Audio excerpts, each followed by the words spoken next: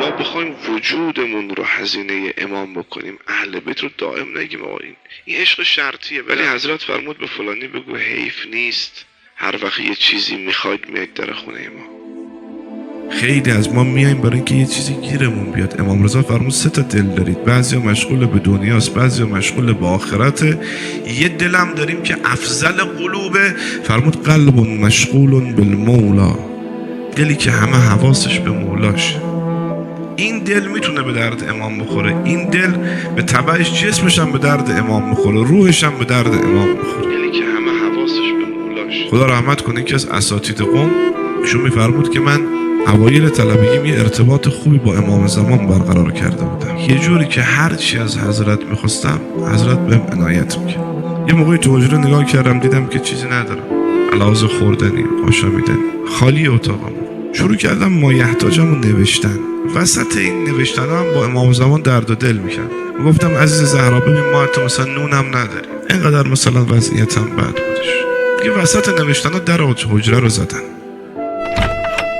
در رو باز کردم دیدم یه پیرمردی عبا رو سرش انداخته، یه گونی گذاشت تو حجره ما. و آقا فرموده بقیه‌شو نمیخواد بنویسی. فهمیدم آقا حتی به دل من، به درون منم آگاهه. برام سوال شد پیرمرده که پیرمرده عبا رو که برداشته می حاج فخر تهرانیه، یه پیرمردی بود عبادوز بود از اولیاء خدا. آمد داخل حجره نشستی، گپی با هم زدیم. وقتی میخواست بره یه جمله از طرف امام زمان گفت خجالت کشی. گفت فلانی آقا حاجت دو داد، خواستت داد، ولی حضرت فرمود به فلانی بگو حیف نیست هر وقت یه چیزی میخواید میاد در خونه ما.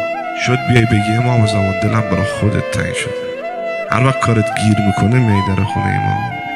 اولی شرط اینه رفقا، ما بخوایم وجودمون رو هزینه امام بکنیم، اهل بیت رو دائم نگیم آقا این عشق شرطیه به درد نمیخوره. تو هفته ای 2 بار گریه میکنی برام، تو هفته ای 2 بار توبه میکنی به جان، تو منتظر تر از منی تموم شه غیبتم، دروغ میگم عاشقم ولی بذار بیام. خدا کنه بهم نگی تموم فرصته، دعا بکن